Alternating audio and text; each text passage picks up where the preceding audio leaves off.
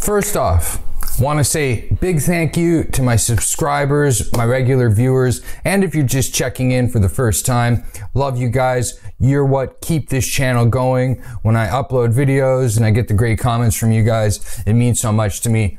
Big thank you to you. All right, this is what you clicked on the video for. How did I go from a big fat guy to being able to do a 400 watt FTP? I have always had a coach. I've always had a coach. As soon as I decided to get into cycling, I said, I need a coach. I don't know why I thought that. Don't know. Wish I could tell you. But I've always had a coach. And I think that was a really big part in what helped me achieve more fitness in cycling. I really do. Because I always had someone guiding me, pushing me forward, holding me back, and putting me in the right direction. And I've changed 3 or 4 coaches over the years. And I think that's important, you know, bringing in someone new, someone fresh, it gives you motivation.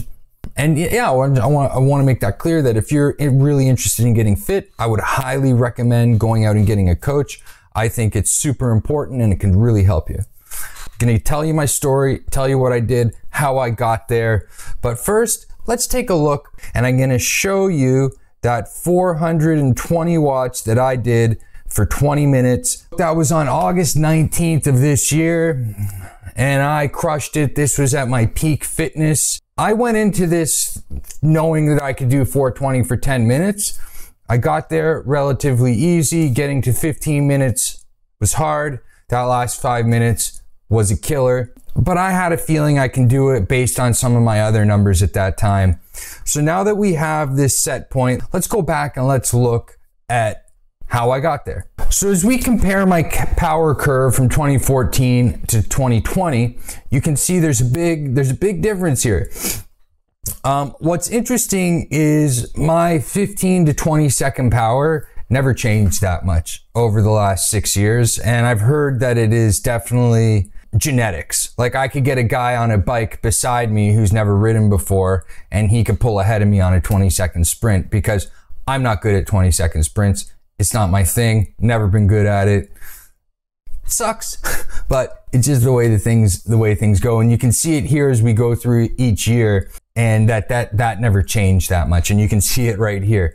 2020, after 6 years, there's some cases here where at 12 seconds, I did more power in 2014 than I did this year. And, you know, as you can see here, 833 watts, 900 watts for 12 seconds. It's not that good. From an hour below, I've had some excellent numbers this year, and we'll take a look at some of them. Where I've had the biggest increase this year is my 1 to 5 minute power. You can see here 755 for a minute. That's not too bad. My claim to fame, the thing that I am the most proud of in all my cycling career, I tied one of the biggest and best segments here in Ontario, Canada. Scenic Caves, I'll put that up. And I did just under 497 watts for 7 minutes and 12 seconds. That's probably the best and most exciting and most impressive thing I've ever done in cycling. I've done a lot of races, but I've never really won any. I've never really done that well in any of the races. I'm just not that good at them. We'll see what happens racing next year. I got some newfound fitness here, as you can see, and we'll see how it goes. But I'm definitely better at just going out, crushing myself for a segment or crushing myself for a bunch of intervals. The whole racing, it's a different thing. You're racing other people. There's a lot more to it than just having an engine, and I've definitely learned that. But what we're talking about today is how I got there. So if you take a look at some more of my power numbers from 2020, you know, I'm definitely, these are some impressive numbers for me. I am definitely proud of myself. But let's go back. Okay, so we go back to 2014, and you can see my best 5 minute power of 2014 was 364 watts. 10 minutes, 330. 30 minutes, 268. And as we go on, there's a bit of an increase here. As you can see, you know, if we go to 5 minutes, 406, 40 watt jump. We go to a minute, still we're sitting at 700 watts. 10 minutes, 380, 20 minutes, 350. This 5 years, 2015. Now, what's interesting is we go along into 2016. You can see some of my power here from 30 minutes to an hour is the same. And what happened to me, this is funny. So in 2016, I had a faulty power meter. It was reading about 35 watts higher than it was supposed to. And I remember going out for a ride and doing an hour, just riding around this circuit by my house and doing 360 watts for an hour. And I thought that was real at the time. I thought it was legitimate. And I don't even know if I've done that to date, because doing those that hour effort by yourself, if you don't have a hill or a legit climb, and even if you do, it's hard, because if you're going up for an hour, you're going to start to hit elevation. There's a lot involved. It's 360 watts for an hour is a lot of watts. And needless to say, so back in 2016, I hit all these power numbers, like 460 for 6 minutes. And it took me 3-4 years to break some of these records because I had a power meter that was reading high. But 2018 was a year where I was really starting to fall in love with cycling, and I was really starting to see some gains. And I knew my weight was a problem. My weight all the way back to 2014, I was over 185 pounds, sometimes 190, 195, and I was never really below 180 pounds. I would diet down to 180 pounds and then gain it right back. And I was always yo-yoing my weight. And so as you can see, some of my power here is on par with my power today, but I'm about 190 pounds here in 2018. We jump forward to 2019. This was really a breakout year for me, because what happened is at the end of 2018, at about October, November, I really started hitting the diet. I started intermittent fasting. I own my own business, and I was able to make some arrangements where I was able to not work, which is, we could get more into that in another video, but I was able to say, you know what, I'm going to dedicate all my time to cycling. And that's what I did. And because I was dedicating all my time to cycling, I decided that I needed to lose weight, and that I was never going to be any good at cycling if I was 185 pounds. I just understood the watts per kilo. I was never going to get there at that weight. Because I took the time off work, I now had all this time to ride. And so I made a deal with myself, unless it was a recovery week, I was not riding less than 20 hours a week. You'll see that as we look at the total ride time and hours for the year. When the week came off, it was weird. I was in California, and there was a group ride there, the Nichols ride. And I remember showing up and thinking, it's a 10-minute climb right at the beginning, 10, 11-minute climb, full gas. Everyone cruises out to this climb easy. Then it's full gas, and then it's full gas across the top of Mulholland, and then you finish. The whole thing takes about 30, 40 minutes of hard effort. So going into it, I thought to myself, okay, if I can hang in for the first couple minutes before I get dropped, it'll be good. That'll be good, but I'm going to get dropped. I thought I was going to get dropped. So we get to the climb, we start to go. Long story short, without wasting your time, I finished at the top with just me and like 4 guys. And I was at the front for a bit, and I was there. We finish the ride, and I had one of the best rides of my life. And this is right after I lost the 25. This is my first group ride after losing about 25 pounds. It's hard to believe, like when you're the big guy and everyone's like, anytime you talk to someone, they're like, oh, it's a flat race, you're going to do well. Oh, there's not so many hills here, you're going to do good. You must be a sprinter. That you start to believe that. So when the week came off and I did well at this group ride, I was like, oh, everyone here must be shit. And it took a couple months for it to sink in that, oh, this is real. I went to Tucson, I did some rides there, and I saw that I was doing much, much better. And then it started to sink in. I was like, okay, this is real. And so 2019 was really a breakout year for me.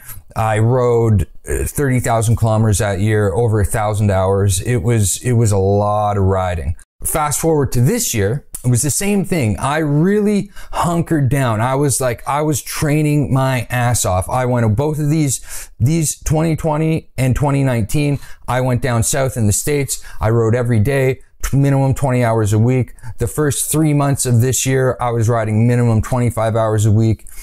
And also what made a big change for me is in 2019, I went to periodization. So at the end of 2018, I took a month off. no riding, and then into 2 months of base, then started to fine tune. And I found that periodization each of those 2 years really gave me a huge kick. It just, as I started to come into form in the summer, I could really feel that boost. So fast forwarding to 2020, I trained the hardest I've ever trained the first 3 months of this year, first 3-4 months of this year. And it was really the only thing that I was focused on. I would go out and do group rides or do my training rides pre-COVID, and I would literally come home after each ride and try and take a 30-45 minute nap. With a wife and kids, that didn't go over too well. But this is how serious I was. I was trying to do everything I could to just be the best that I could be. And I'm 40 years old, and like sometimes I'm still scratching my head. I know I'm never going to get on a pro team, or I'm not going to do anything in cycling outside of my local races. And I sometimes ask myself, like, why did I do this? Like, why did I train so hard? Why did I put so much energy into it? And it's just something that, like, it's almost like it sucked me in. I fell absolutely in love with cycling, and I loved the bikes. I loved the clothes. I loved the culture. I loved the people. I loved the training. I loved all the numbers, the data, just falling in love with everything. But what I loved the most was that getting better. Ooh, I could do 10 watts more. Ooh, went up this hill faster. So as you can see, you know, we go through the numbers here over the last year. I had a huge jump from last year to this year. And what I can attribute it to is that I didn't focus on anything else. The only thing that I was interested in was getting faster at cycling. So I was either riding or I was recovering. I was focused on food. I was focused on sleep. And this is where it took me, that I was able to get, you know, a really good level of fitness. This brings me to a problem, a big problem that I ran into, and I'm going to address that after I show you how much I've ridden. But let's start. Okay, so if we go back to say 2015, you can see that I rode 666 hours, 20,000 kilometers. 2017, very similar, a little less actually. Like I said, I had a lot of issues I had to deal with that year. 20,000 kilometers, 500 hours. 2018, things started to pick up. 23,000 kilometers, 787 hours. And 2019 was where I really took a big turn. Like I said, over 1,000 hours, almost 1,100 hours, 31,000 kilometers, 300,000 meters gain. That's a lot. Because I actually was in California for the month of December, which absolutely helped me accelerate the year. And here we are now. I'm obviously going to be behind, but I'll end up with over 1,000 hours, 27,000 kilometers, 971 hours. That brings me to where I am today.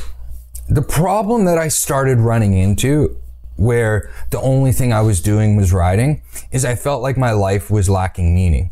That if I didn't change what I was doing, and I fast forwarded 5 years from now, that I would be very unhappy. I felt like I was gonna regret my life decisions, that if all I focused on was cycling, that I needed to have more in my life. And this is why I've started the YouTube and the podcast with my wife. If you're watching this video and if you really want to increase your fitness, what I would recommend to you, and like really this is the only simple way I could put it. I really like making things simple. So I really want to simplify this for you. If you're watching this video and you want to have a similar trajectory as I did to get as much fitness as you can, the more you put in, the more you're going to get out. And it's just that simple. If you're crushing your rides, you're crushing your workouts, you're recovering as much as you can, all of that adds up. And even when it doesn't seem like it is, it's going to add up. And every time what's happened to me is I've spent months going sideways,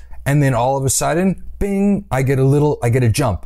And it's always been like that. Plateau, plateau, plateau. Bang, get the jump. And I really believe that those jumps are from the accumulation of day in, day out, training, working your butt off. There's always a couple sayings that come back to my mind when I've had a really hard time training. Is the difference between a winner, a loser, and a champion. When no one else wants to train and get the job done, that's when the champion shows up. I love that. I love thinking of it like that. I also think that actions can replace thoughts. So when I'm out there and I'm like, I don't want to do this, I just don't want to do this, and I'm in a place like this right now, there's snow on the ground, I would normally be down south riding about now, I hate the trainer, and I'm having a really hard time finding motivation to ride, I just tell myself that actions can replace thoughts. So instead of thinking about it, I just got to go, I just got to do, shut up and pedal, don't think, pedal, whatever slogan you want. All right, guys, I hope I addressed everything, and I really hope you enjoyed this video. If you found some value out of this, consider subscribing. I love my subscribers. They really help me pump out the videos and come up with good video ideas for you guys. And yeah, that's it. I will see you guys on the next video.